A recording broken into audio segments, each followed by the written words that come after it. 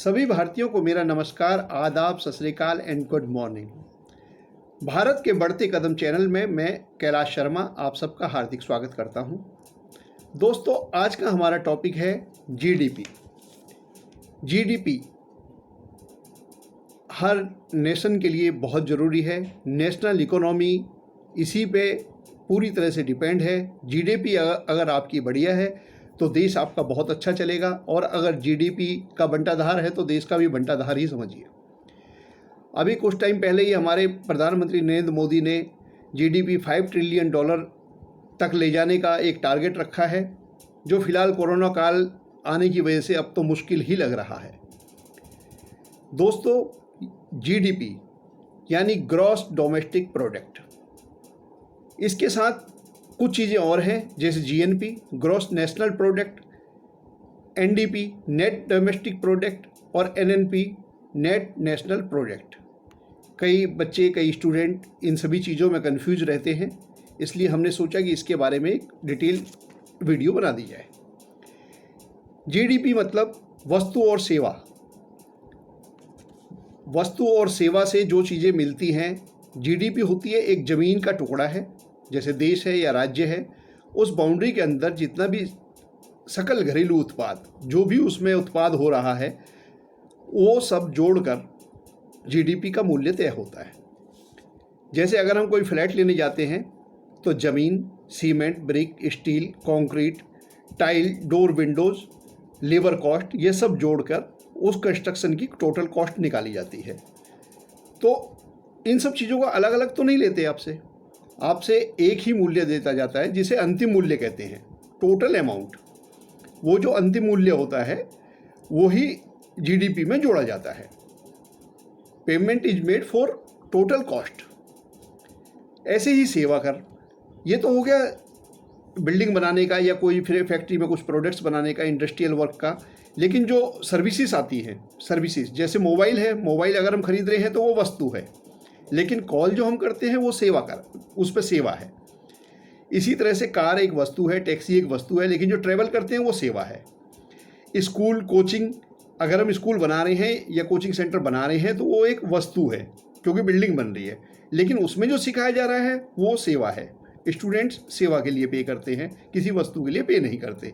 इसी तरह से जिम में जो मटेरियल वगैरह हम खरीदते हैं, जितने भी वो पावर लिफ्टिंग का सामान खरीदते हैं या जो बिल्डिंग होती है वो वस्तु में आती है, लेकिन जो जिम में एक्सरसाइज करते हैं लड़के, उनसे जो पेमेंट ली जाती है वो सेवा में ली जाती है।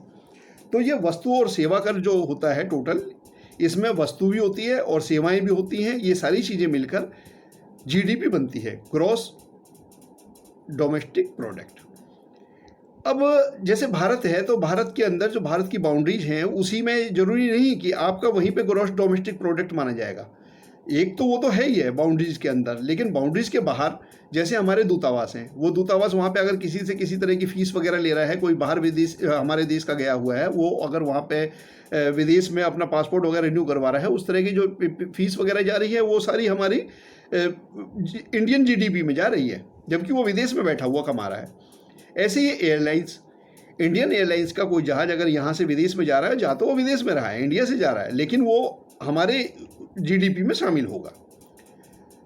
इस तरह से इंडिया का जो समुद्री क्षेत्र है, उसमें जो मछली मारी जा रही है या उस तरह के जो जहाज़ चल रहे हैं, वो भी हमारे इंडिया के जीडीपी में शामिल होता है।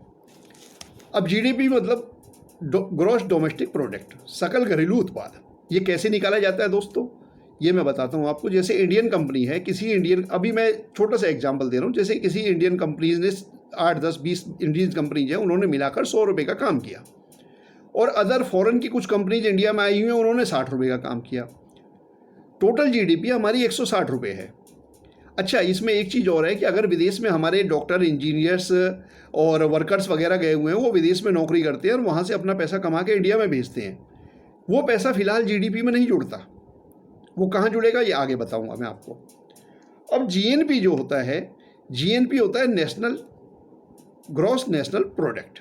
ग्रॉस नेशनल प्रोडक्ट में ₹100 का जो हमारी कंपनियों ने काम किया वो तो हमारे यहीं जुड़ेगा, प्लस जो विदेशी कंपनीज ने काम किया है हमारे यहाँ, वो हमारे यहाँ नहीं जुड़ेगा। हालांकि उससे हमें फ़ायदा है। फ़ायदा यह है कि उससे टैक्सेस वगैरह का, जैसे वो 50 रुपये पे उन्होंने काम किया, हमारे पास 17 रुपये टैक्स आ गया, वो 17 रुपये टैक्स तो हमारे यहाँ जुड़ेगा, वो 17 रुपये टैक्स हम अपने यहाँ जोड़ेंगे जो उनसे हमें प्रॉफिट हुआ है। और जो वर्कर्स वगैरह की जो सैलरी वगैरह गई है, वो सैलरीज वगैरह क्योंकि वो अपने आप ही हमारे खाते में जुड़ जाती है। तो और जो विदेश से हमारे लोग काम कर रहे हैं, अगर उन्होंने यहाँ पे 10 रुपया भेजा है तो वो 10 रुपये यहाँ जुड़ जाएगा। तो इस तरह से ग्रॉस नेशनल प्रोडक्ट जो है हमारा 127 रुपये हुआ, जबकि जीडीपी हमारी 160 रुपये हुई। समझ गए अच्छी तरह से? अगर नहीं समझे तो फिर एक बार बताना चाह रहा हूँ कि इंडियन कंपनीज ने जो कमाया या जो उन्होंने प्रोडक्ट बनाए वो ग्रॉस इनकम में एज इट इज जुड़ जाएंगे। लेकिन विदेशी कंपनी जो काम कर रही है, अगर उन्होंने 60 रुपये का काम करा है, 17 रुपये टैक्सेस के रूप में या सैलरीज के रूप में हमें दिए हैं, तो हमारे यहाँ 17 रुपये जुड़ेंगे, 60 रुपये नहीं जुड़ेंगे ग्रॉस नेशनल प्रोडक्ट में। जीडीपी में 60 रुपये जुड़ेंगे। और विदेश से जो लोग हमें सैलरी कमा के यहाँ पे इंडिया में अपने घर वालों के लिए भेज रहे हैं, वो जो 10 रुपये है, वो 10 रुपये हमारे जीडीपी में नहीं जुड़ते, जीएनपी में जुड़ेगा, ग्रॉस नेशनल प्रोडक्ट, क्योंकि नेशनल की तो कमाई हुई है ना उससे। तो इस तरह से ये 127 रुपये बनता है। अब इसमें अगर आप एनडीपी करें और जीएनपी करें, तो एनडीपी और जीएनपी में फ़र्क ये होता है, एनडीपी मतलब net domestic product. Net domestic product में मेन प्रॉब्लम यह है कि अगर 160 रुपये का सामान हमारी कंपनीज ने यहाँ बनाया और 160 रुपये में से 10 रुपये की टूट फूट हो गई या डिप्रिसिएशन हो गया या कहीं नुकसान हो गया, तो वो 150 रुपये का रह जाता है। तो ये होता है एनडीपी, नेट डोमेस्टिक प्रोडक्ट, शुद्ध घरेलू उत्पाद। इसे नेट को शुद्ध कहेंगे, शुद्ध घरेलू उत्पाद। इसी तरह से जीएनपी होता है, इसमें भी हमारी डिप्रिसिएशन कॉस्ट कट जाती है। नेट नेशन प्रॉफिट है ना, एनएनपी हो गया, नेट नेशन प्रॉफिट। ये नेट नेशन प्रॉफिट में भी ये होगा कि जो विदेश की कंपनियां हैं, अगर ये 10 रुपये का हम नुकसान जोड़ रहे हैं, तो विदेश की कंपनी ने अगर 60 रुपये का काम किया, मान लो उसका 6 रुपये का नुकसान हुआ, इंडियन कंपनीज का 4 रुपये का नुकसान हुआ, तो वो इसमें इंडियन कंपनीज का नुकसान जोड़ा जाता है और विदेशी कंपनीज का नुकसान नहीं जोड़ा जाता। तो ये होता है नेशनल इनकम, वो नेट नेशनल प्रोडक्ट, एनएनपी। तो दोस्तों मेरे ख्याल से अब आप जीडीपी, घरेलू सकल उत्पाद समझ गए होंगे, GNP gross national product, NDP net domestic product और एनएनपी नेट नेशनल प्रोडक्ट। तो मैंने कोशिश करी है काफ़ी आप लोगों को इस बारे में थोड़ा सा समझाऊं। ये हमारे कॉमर्स के स्टूडेंट्स या और जो आम लोग भी हैं उनके भी काम आएगा, क्योंकि जीडीपी तो हर एक आदमी उसमें नॉलेज में रखता है कि जीडीपी से किस तरह से हमारे देश की तरक्की होती है और जीडीपी बढ़ती है तो किस तरह से हमारा देश आगे बढ़ता है। लेकिन उसके अलावा जीएनपी और एनएनपी भी बहुत इम्पोर्टेंट है, जिनका बहुत अच्छा रोल है। और हमारे जो लोग विदेशों में काम करते हैं, हमारे पास जो अपनी सैलरी के रूप में भेजते हैं, ये भी हमारे लिए बहुत ही अच्छा है। तो दोस्तों अगर आपको ये वीडियो पसंद आ रही है, कॉमर्स की मैं 3-4 वीडियो और डाल चुका हूँ, आप सभी वीडियो देखें, लाइक शेयर करें। और सबसे हाथ जोड़कर करबद्ध प्रार्थना है कि आप लोग हमारे इस चैनल को सब्सक्राइब करें। इस सब के लिए आपका बहुत बहुत धन्यवाद, शुक्रिया। हम इतनी मेहनत करते हैं, सारे नोट्स बना के देखिए हम लेके आते हैं आपके लिए, और उस मेहनत का हम आपसे सिर्फ लाइक और यही सब्सक्रिप्शन मांग रहे हैं। Please subscribe it. Thank you.